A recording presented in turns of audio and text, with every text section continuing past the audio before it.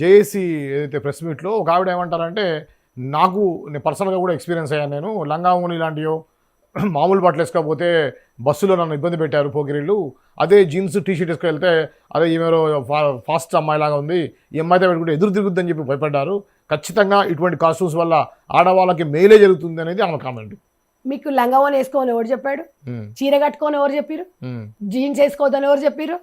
Punjab dress వేసుకొని చేద్దని ఎవరు చెప్పారు? నిధి అగర్వాల్ డ్రెస్ ఎంత చెండాలంగా వేసుకొని పోయింది. ఆ అమ్మాయి పరువు పోతే ఆడోళ్ళ పరువు పోతుంది అని చెప్పేసి ఒక మగపిల్లోడు చెప్పిండు. అక్కడ ఉన్న వాళ్ళందరూ మరి ఈ వక్తలందరూ ఆ రోజు ఎందుకు పోలే? మరి ఎందుకు పరామర్శించలే? ఆ అమ్మాయిది ఆడపిల్ల, ఆ అమ్మాయి డ్రెస్ పక్కకు పోయినా ఆడతనం అనేది అందరికి అదే ఉంటది. ఆ రోజు కూడా మనం బాధపడాల్సి వస్తుందని మాట్లాడాను తప్ప ఇక్కడ లంగవోని వేసుకోమని ఎవడని చెప్పిండా? ఏ టీవీలలో ఒకసారి చెప్పండి. చీర కట్టుకొని ఎవడని చెప్పిండా?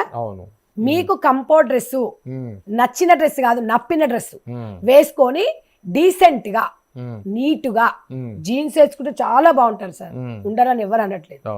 అది ఎవరికి ఇబ్బంది కలగకుండా చాలా చక్కగా ఉంటది.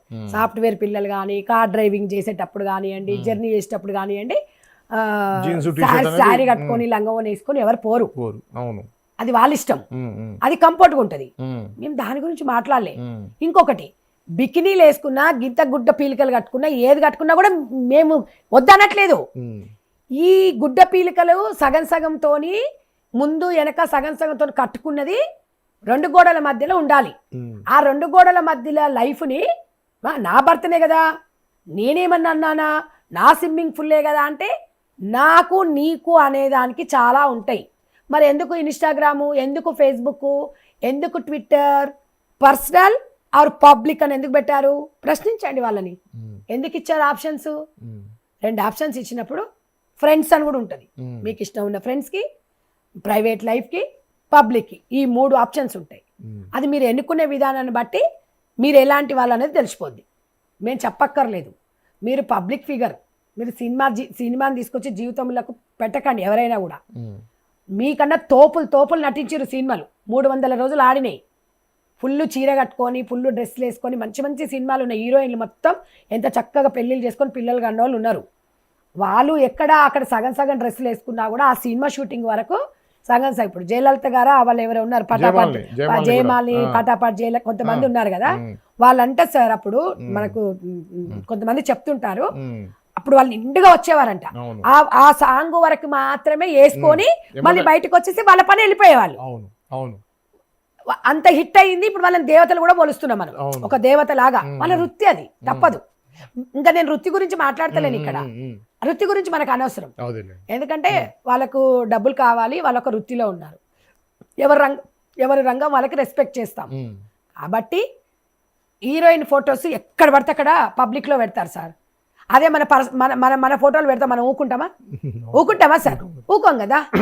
కాబట్టి మీరు పబ్లిక్ ఫిగర్ కాబట్టి పబ్లిక్ లో పెట్టినప్పుడు ఒకటి ఆడ బయట పోస్టర్లు వేసినప్పుడు ఒకడు దాని మీద పెండ కొడతాడు, మట్టి కొడతాడు, ఊస్తాడు, ఇంకేదైనా చేస్తాడు. అట్లా ఎంతమంది మీద మనం కేసులు పెడతాము? మీరు పబ్లిక్ లోకి వచ్చేసారు, వాడికి నచ్చినప్పుడు అది చేశాడు. నేను అందంగా ఉన్నా, నేను నచ్చాలి అని నువ్వు అడుగుతావు. ఎందుకు నా మీద పెండ కొట్టావు, నా మీద ఎందుకు వాటర్ పోసావు, నాది ఎందుకు పోస్టర్ జింపేసావు అని అడుగుతారా? కామన్ గా ఆలోచించండి. మీ హక్కులను ఎవరు అరిస్తలేరండి. ఎవరైతే వాడుకుంది. మగవారితో మీరు సమానంగా కన్నా ఎక్కువనే ఎదుగుతున్నారు. మిమ్మల్ని ఎవరికి క్వశ్చన్ చేయట్లేదు మేడం. ఇక్కడ అర్థం చేసుకోండి. ఒక్కటే చెప్తున్నాను నేను. ఇంకొక ఆవిడ మన రాష్ట్రం కాదు, పక్క రాష్ట్రం, ఓ హీరోయిన్. దానికి చిన్న చిన్న ధమాకు ఉంటుంది. దాన్ని ఎవడు పిలవక ముందుకి అక్కడ ఇలేసిరు, అక్కడ ఎలగొట్టిరు, హైదరాబాద్కి వచ్చింది. ఆ అమ్మాయి పాటలన్నా, అమ్మాయి డ్రెస్సింగ్ విషయం నోరు దూరదయ్యి. అమ్మాయికి డ్రెస్సింగ్ బాగుంటది, అమ్మాయి బాగుంటది, కష్టపడి పైకి వచ్చారు వాళ్ళు. అంటే నాకు అంత పెద్దగా తెలియదు వీళ్ళ గురించి. వాళ్ళు మాట్లాడిన మాటలకి నేను మాట్లాడిన తప్ప వాళ్ళ వ్యక్తిగత జీవితాలకి నేను వెళ్ళలేదు. ఆ వ్యక్తిగత జీవితం కూడా మనకు అనవసరం. ఒక మూవీ ఏదో గర్ల్ ఫ్రెండ్ మూవీ తీయడము, ఒక చున్నీ అంటే మీకు ఓకే, చున్నీ లేకుండా పుస్తల తాళ్ళు లేకుండా మీకు ఓకే. కానీ కొంత మెజారిటీ పీపుల్ ఏముంటదంటే కొన్ని అవధులు ఉంటాయని కొంతమంది అంటారు. సినిమా చూసిన తర్వాత ప్రజల నుంచి ఆడియన్స్ దగ్గర పోయి ఎందుకు రివ్యూ తీసుకుంటారు? మీరు పని పాడలేక తీసుకుంటారా? మీరు ఎందుకు తీసుకుంటారు? తీసుకోవద్దు. మరి మళ్ళీ ఎందుకు ఇది అట్టర్ ఫెయిల్ అయింది, అది ఎందుకంటే సినిమా తీసి అయిపోయిందని ఊరుకోవాలి కదా, అభిప్రాయం తీసుకుంటున్నాం కదా. మళ్ళీ ఆవిడ గారు ఏం చేశారు, దాని ధమాక్ ఇంతనే ఉంటది. పట్టి పట్టి బట్టలు ఎంత ధమాకు ఉంటుందో నేను ఏదో ఒక ఇప్పుడు ఇంటర్వ్యూ చేసినప్పుడు నీట్గానే ఉంది సార్. మీరు అడిగే ప్రశ్నకు నేను జవాబు చెప్తున్నా. మా పక్కన ఒకడో వాడు ఆమె సంఘం అభిమాన అధ్యక్షుడంట. వాడు ఆ చెత్త నా కొడుకు క్యూట్ దానివి డాష్ చూస్తున్నాం, మాకు చూపిస్తే చూడలేమా, మాకు తనంటే చాలా ఇష్టము అని ఒక ఇలా ఒక ఫోటో పెట్టి చూపించినప్పుడు దౌడలు వాళ్ళ కొడతా అన్న. ఎందుకురా అని చెప్పేసి వాడిని తిట్టిన. ఎందుకన్నా నేను తనను నా చెల్లెలాగాను అక్కలాగాను ఒక ఆడకూతురు అని చెప్పి నేను అన్నాను. అన్నాక లేదండి మీరు మగవాళ్ళు ఆడవాళ్ళు సమానం అన్నప్పుడు నేను అన్న మొగోడు ఆడి సమానం ఎట్లయితారో కొన్ని విషయాలు అని చెప్పేసి ప్యాష్ వస్తే మొగోడు పోస్తాడు అంటే దాన్ని బూతుల రాని అంట. ఇంకో విషయం ఏం చేశారు, గుడ్డ ముక్కలు చిన్న చిన్న వేసుకుంటే కొన్ని అనార్థాలు జరుగుతాయి అని కొన్ని చెప్తే మేము అట్లాగే వేసుకుంటామంటే నేను ఒక తల్లిలాగా ఏం చెప్పాను, అక్కడ స్పీడ్ బ్రేకర్లు ఉన్నాయరా భద్రన్న బండి మీద పోయేటప్పుడు జాగ్రత్త అని చెప్పడం మా తప్ప సార్?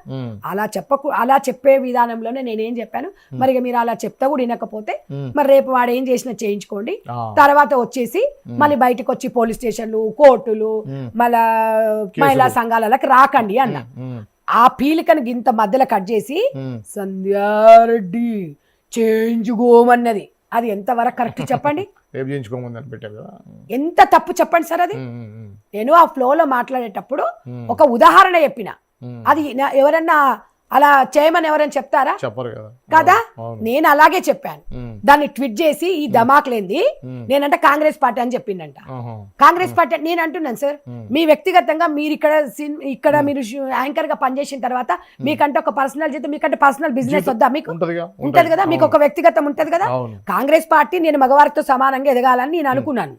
కాంగ్రెస్ పార్టీ కాదు, బీజేపీ గానీ బీఆర్ఎస్ గానీ ఏదైనా ఎనీ పొలిటికల్ పార్టీ నాది, నా ఇష్టం అది. కానీ నాకు అంటే ఒక వ్యక్తిగత జీవితం ఉంటది. ఆ వ్యక్తిగత జీవితం ఒక మదర్ ఫౌండేషన్ చైర్మన్ గా నేను మాట్లాడినా. వీళ్ళు కాంగ్రెస్ పార్టీ అని చెప్పేసి టీవీ ఛానల్స్ వాళ్ళు వేసుకున్నారు. దానికి నేను జవాబుదారు కాదు కదా. తలకాయలు లేవా మీకు? అరే నేను పార్టీలనే పుట్టి పార్టీలనే పెరిగిన పార్టీ అది చేస్తుంది, ఈమె కాంగ్రెస్ పార్టీ లీడర్ అంటే ఎట్లా చెప్పండి సార్? తప్ప మాకు కూడా మనోభావం ఉంటది. నేను పార్టీ సిద్ధాంతాలను తప్పినప్పుడు పార్టీ పరంగా మీరు మాట్లాడినప్పుడు మీరు నన్ను అడగండి, నేను కాండ వేసుకుంటా. పార్టీ పరంగా మాట్లాడినప్పుడు మీరు నన్ను అడగండి.